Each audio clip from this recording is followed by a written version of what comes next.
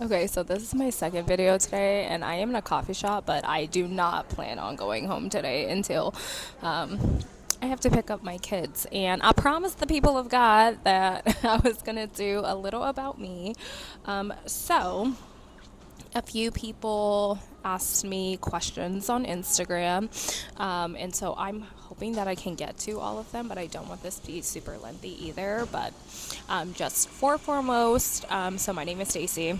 I am 32 years old, and I talked about it before. I've worked in the social services industry, mental health industry for the last 8 years since I've been here in Minnesota, really working with the homeless population, but obviously, God has called me into a season where I was really pouring into women. So a lot of the women I worked with were either domestic abuse survivors or they were sexually exploited through human trafficking, prostitution. So that had been big on my bucket list since I moved here in Minnesota. I remember I was the first place that I worked at. I would see every time I would go home in the morning because I worked overnight shift.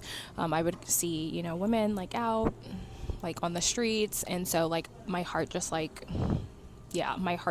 and I was like, how can I get involved with this?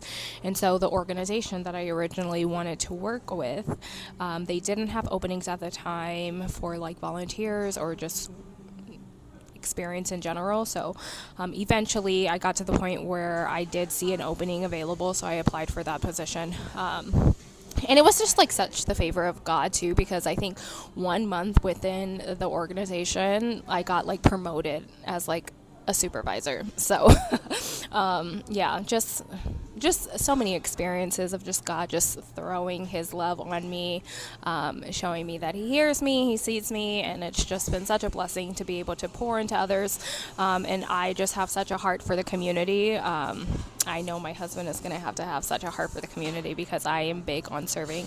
I do so much work in the community. Like me and my kids, we will make sandwiches and get water every once in a while to just like go give out to the homeless, and they just love it. Like my kids, when I ask them what do they want to be when they grow up, of course they'll talk about like the things that they want to be, like a gymnast or a football player or whatever the case might be, but they will always say that I also want to make sure that I take care of the homeless people, the people who don't have homes. So I'm glad that I get to share in that gift with my kids, and they don't just see me talking about being the hands and feet of Jesus, but they get to experience it in real time. And I think that's important, right? Because whatever comes out of our mouth, they don't necessarily believe. Like, attention to what we do, not what we say. So I just try to make sure that whatever I'm saying to them, I'm also demonstrating that in my real life. And so which brings me into like the idea of like Christianity, right? Like I grew up in a Christian home,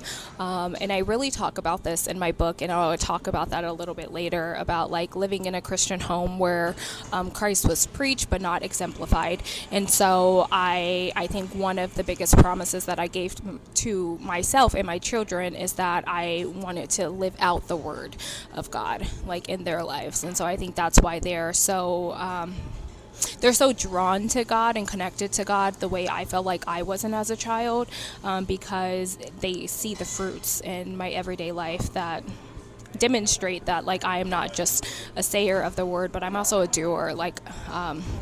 So whatever, that is a gift. Right now I am just working for myself, and it has just been such a beautiful blessing. In transition, I felt the moment that I knew that I was completely overwhelmed. I already known that I've just wanted to work for myself. I think every organization I end up working for, it was just worse and worse, like in terms of like the care, the appreciation, the dignity behind the people that they were serving. And so my spirit continued to wage war, and I knew for the longest time that I wanted to branch out and do my own thing. For so many different reasons. And then I got to the point, like, I never yell at my kids. And I remember, like, yelling at them out of frustration. And I, like, walked away. And then I came back and I apologized. And they were, like, crying. Like, they were like, you've never done that, whatever. And so I was like, God, I don't know what to do. Like, what am I supposed to do? Like, I obviously need this job. And he's like, quit. And I was like, I'm a single mom. I take care of these kids by myself. Like, what do you mean? And he's like, quit your job. And so by the grace of God, he has just provided for me, giving me so much provision, giving me so much discipline and being able to maintain and stay the course. So many opportunities has been opened up, and I'm just forever grateful for just stepping out on faith.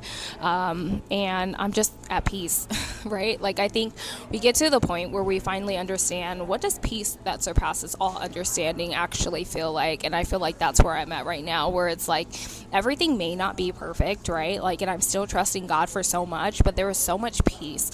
Like, there's so much joy in my heart in knowing that, like, it doesn't matter, like, the dollar amounts, if it doesn't align to where I used to be. Like, there is such a beauty in, like, actually doing God's work and knowing that you're surrendering to his will.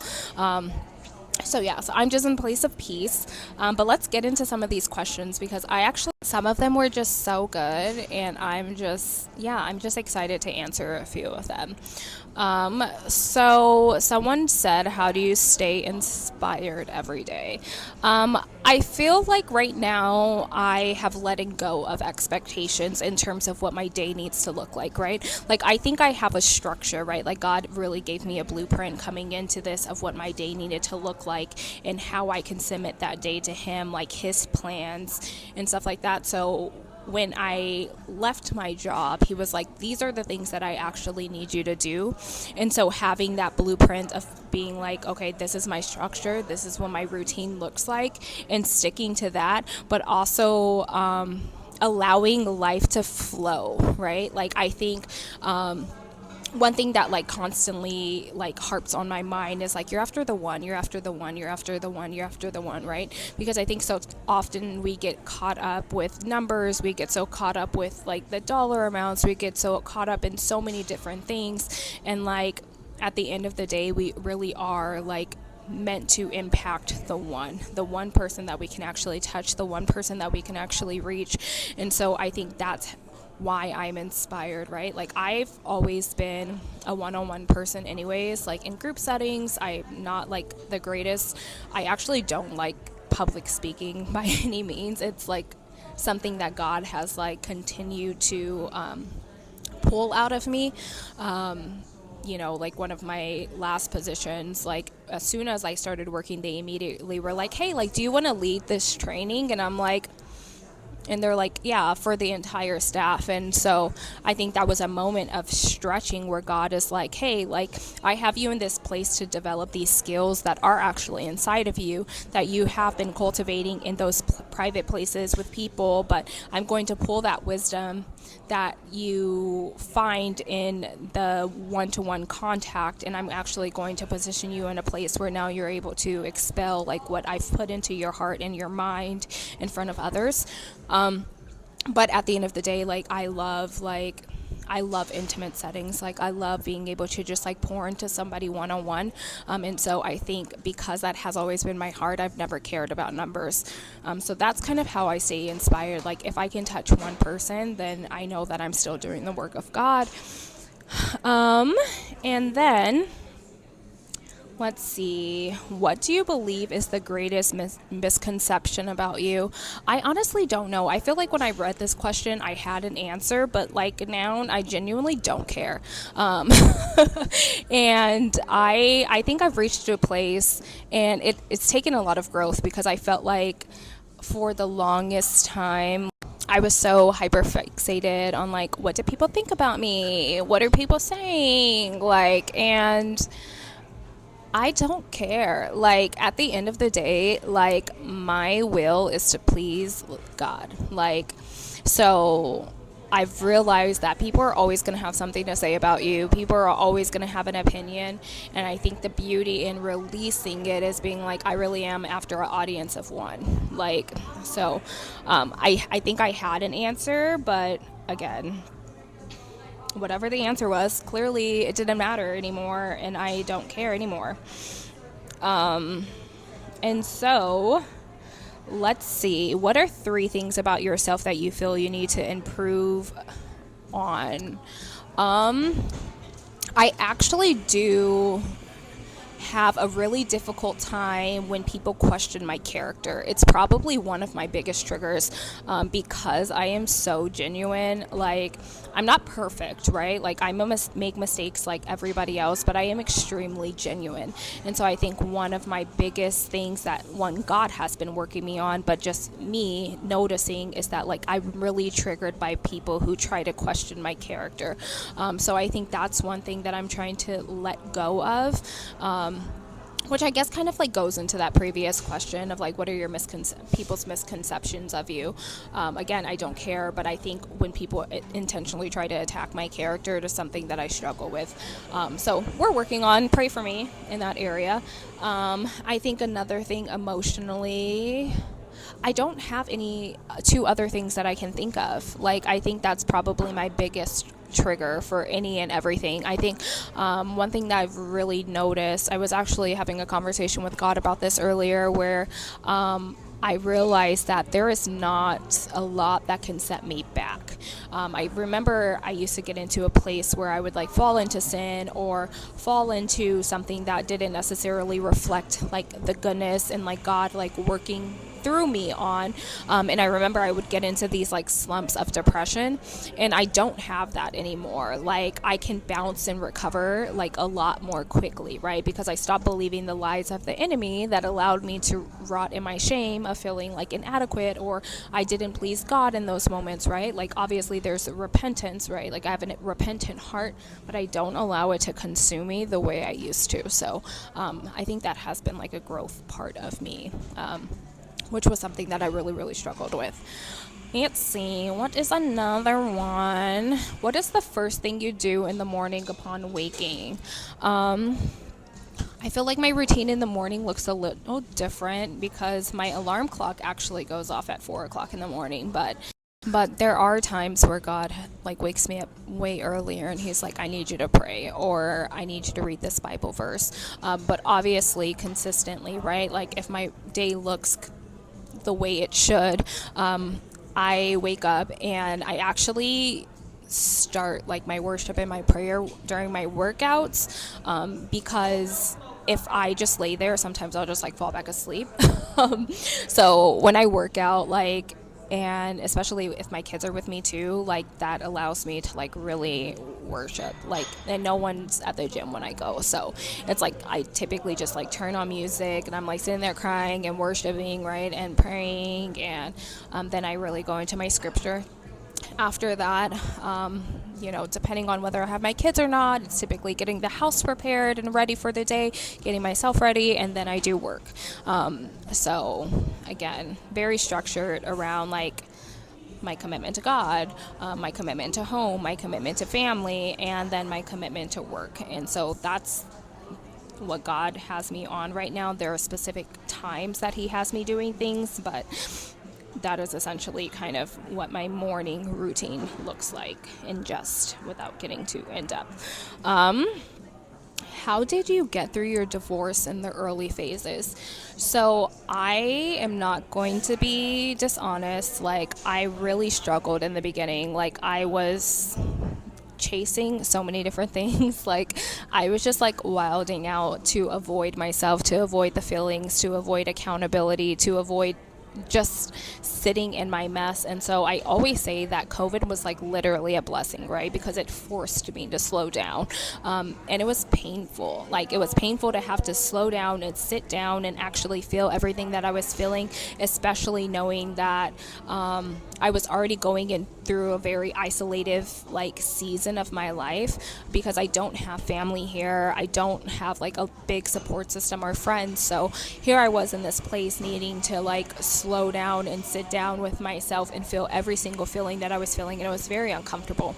And I spent a lot of time in 2020 drinking. Like, I drank like nobody's business. Yes, I was like on the path of like understanding myself, getting closer to God, but I think there was still an element of numbing things.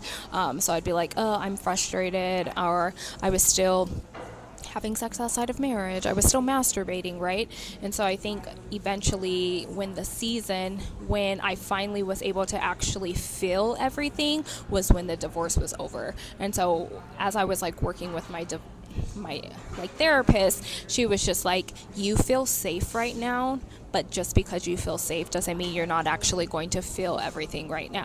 So when things like slowed down for me, when I was no longer fighting for my kids, when I was no longer like constantly feeling on edge of like, what is my ex and his attorney gonna do now, like when is this gonna be over, I think once it was finally over, I had to face myself. Like I had to like go through the grief of like leaving the person that I would spend the rest of my life with. I had to go through the grief process of like fighting for my kids for a year and a half. I had to go through the process of like rediscovering myself even more, right? Like after being a wife, after being like just a mom, like there was just so many things that I needed to like figure out by myself. So journaling, right? Like a lot of the self-reflective journals that I've written over the last few years have been things that I have asked myself to rediscover who I am, to fall in love with myself again, to figure out who I am in the world, right? Like what are the narratives, things that I speak about myself consistently, and like the lies that I tell myself that I actually need to be rewired. And then fitness, right? Like fitness is such a huge coping skill for me. So working out, praying, like spending time in the Word, spending time with God, like that really helped me get through the past residue of the divorce. And then the last question is, let me see. Where is it at? I know it was one of the first questions, which I thought was really, really good.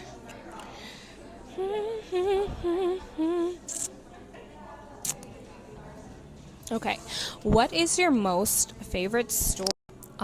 So my favorite verse is, or just story in the Bible, is in 1 Samuel chapter 30. And essentially David was coming back from war, and he realized that everything was like taken, like his wife, everything were like taken.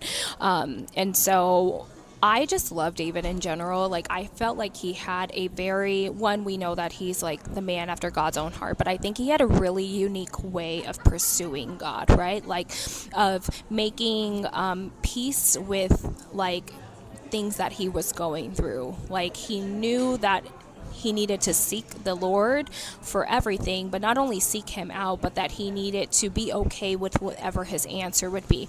And so in this moment, right, like David, cries and he prays, and he inquires. So he asks God if he should go get his things back. He didn't immediately do it. And so I think it just reminds me every single day that like the plans of God are so much greater than our own, right? And just because we have nothing doesn't necessarily mean that that's not God's plan for our right now, right? So we're so consumed on trying to do things our way. And so I think it was a reminder for me of being like, ask God what you should do, like invite him in those moments, ask him if you should pursue this, ask him if you should pursue this relationship, like inquire of the Lord, right? Because sometimes the answer might be no. Like obviously God said yes in that moment, and he went to like go get back everything that like they took from him. But so that's one of my favorite verses, or just stories in the Bible in general.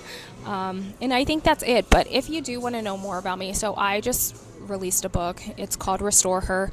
And so it really talks a lot about just like my trauma, my testimony, overcoming like addiction, overcoming just myself and my own insecurities, and like really how God has like essentially shown himself up in that moment. So it really is just a word of encouragement for restoration, looking at yourself in a different light, right? Like as God is pruning away everything that maybe has not necessarily been favorable in your past. So I am going to link it down below. Like please read it, but also just really like take your time with your healing. Like I think if I can ever be the most authentic with anyone, is that I've had to heal like a lot of things by myself. And I think for a while I struggled with shame and not having anything or anybody to connect with in those areas. But I think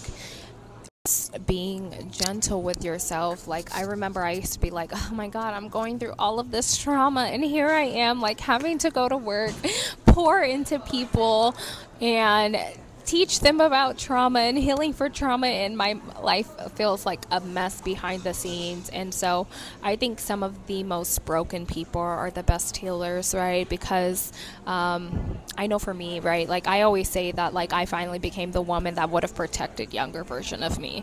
And so I think just because you feel like you have to show up in so many different areas while your life is falling apart doesn't necessarily mean that you've missed the mark, that there are still parts of you that need to be uncovered, that as you're growing and healing, you fall more in love with the wounds that you have, right? Because they make you human, they make you relatable, but they make you proud. Like, they bring you so much joy, because you're just like, that is something that I've overcome. Despite all obstacles, despite so many challenges, like, I still got to a place of like healing. And so, yeah, that's my life in a nutshell. I hope you guys read it. It's so good. Like, I read it back to myself and I was just like seriously in tears, because just transformation is so beautiful, like in every area, not necessarily mine, but even when I'm working with people and I see their transformation, I think it's just like, it's such a beautiful experience to witness, right? Like, and feel on that level. So I hope that it touches you guys, but more importantly, I hope it allows you to reflect on God's beauty, His amazement, His faithfulness in your journey.